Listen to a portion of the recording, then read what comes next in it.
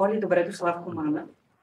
Разкажи за доброволчеството и какво е направило доброволчеството за теб и какво ти си направила като доброволец.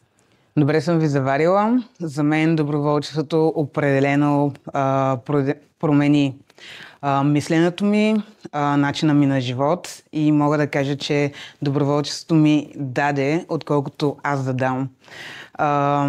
Това, което бих дала като съвет е, когато давате, не очаквайте. Това е и целта и на доброволчеството.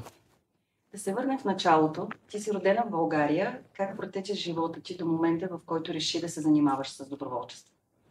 Добре, здравейте. Първо да се представя. Аз съм Полина Таймо, на 33 години. Родена съм в София.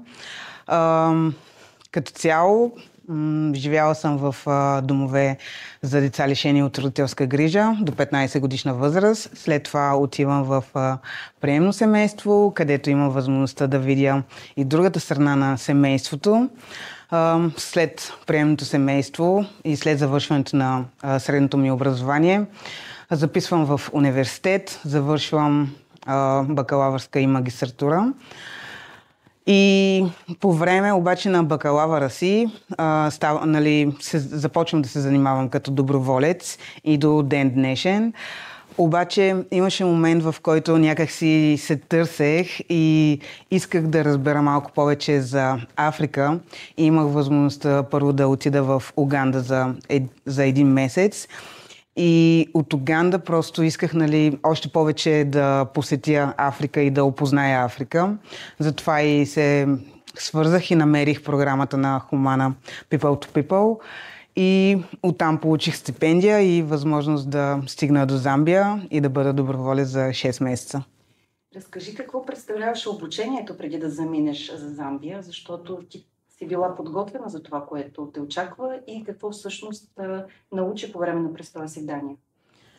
Това, което успях да науча е как да работя в екип, как да помагам на другите и защо всъщност хората в Замбия, в Африка и в Индия имат нужда от нашата помощ. И да, определено тези 3 месеца в Дания много ми помогнаха, за да отида в Замбия. Когато отиде, какви бяха първите впечатления и по какъв начин по време на престоя ти еволюира твоето отношение към Африка и към хората, които имат нужда от помощ? В началото беше много странно, защото този начин на живот, който аз водих в България, е коренно различен от живота в Замбия. Там хората са малко по-бавнички. Другото, което е, че по-просто живеят. Живеят с малко, но по същото време са по-щастливи.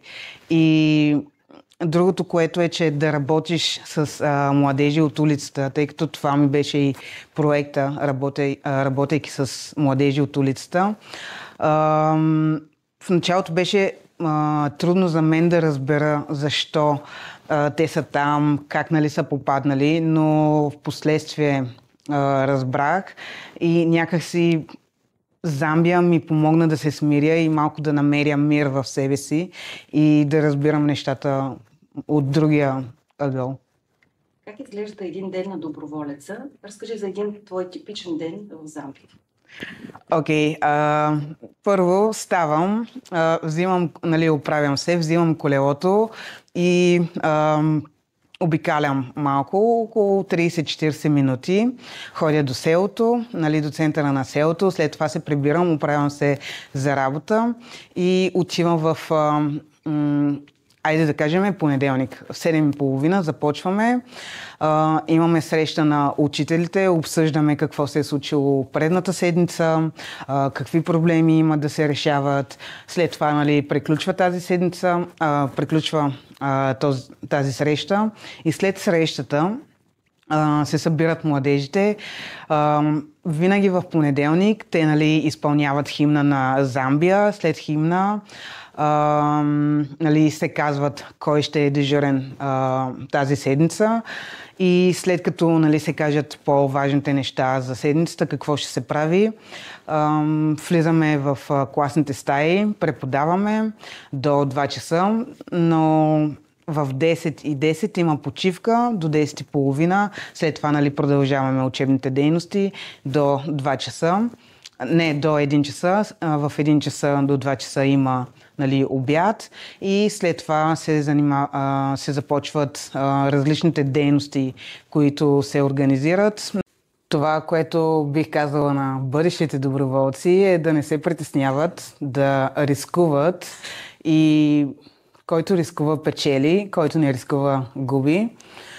Няма нищо страшно, напротив, това, което може да спечелите е личностно израстване и по-голям поглед на света.